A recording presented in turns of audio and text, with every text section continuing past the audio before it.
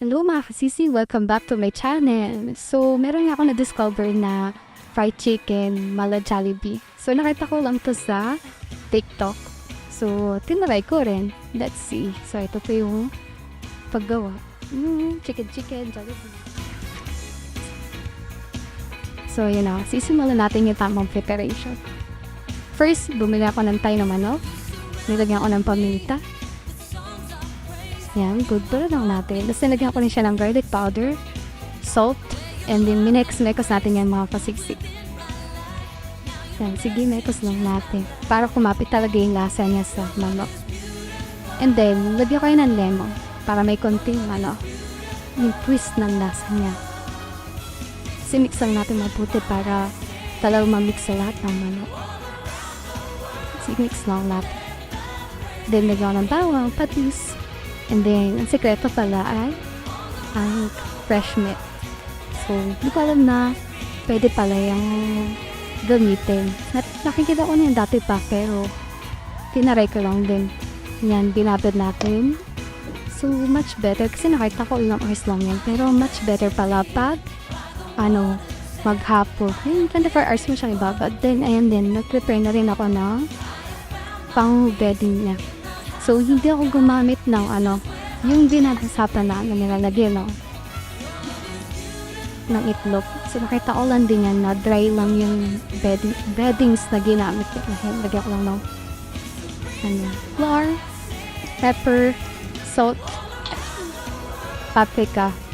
Then, hinaluan ko din yan ng cornstarch para magkating biscuit. Tapos, mix lang. Then, mix lang. Tapos sabi niya, nireti ko na rin yung kaldero para sa pagkinita ng mantika. Yan na yung binabad natin na magdamag. Yan, ayan. Mas kumunti yung sabaw niya, parang ginano siya ng manok. So, ayan, ipapalutin natin dyan. Ayan, tignan mo. Mas maganda yan. Habang inaano mo dyan yung manok, minamassage mo, papasok na rin ibang beddings niya sa loob ng manok. Sisiksik mo talaga siya. Yan, tignan niyo, gagawin ko. Kanta ko na talaga yun actually, saan ba yun? Talaga yun sa Facebook, mga ganon. Tinaray ko lang ito.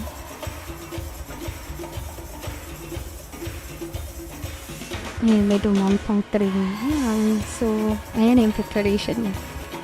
So, titignan na natin kung mainit na yung kaldero sa pamamagitan ng kahon. Ayan. Diba? Ang tamang sekreto pala na pagpiprito ng manok, kailangan i-ano mo lang siya ng konting golden brown lang. So, ayan. Trial lang yan ay nagawa ko lang isa. Tapos, pag may brown na siya, ang gagawin mo, aahunin mo na yan. Tapos, ulitin mo pa siya ng pangalawang prito para yung loob niya luto talaga. Ayan, natin ginamit ko pa rin yung mantikang ginamit natin kanina. Parang deres lang natin siya noon. Tapos, ayan, pinirito ulit para mas naprito yung loob, naluto yung loob, pero crispy outside, then juicy inside. Yan, talagang sekreto. Yan, tingnan mo, maipapata lang sa inyo. Yung isang mag-golden brown. Yan talaga yung kakitang kong brown na siya. Yan. Hindi ko na-expect talaga na din magiging lasa. Masarap talaga siya. Mas masarap siya. Pag overnight, nababad yung manok, yung kasisi, yun ako, i-try nyo rin. Masarap. So, hindi na lang namin dyan napakita yung pagkain namin. Kasi sobrang tuwa namin. Pero yan yung kalabasan niya na. Mala Jollibee talaga yung lasa niya. Try nyo rin.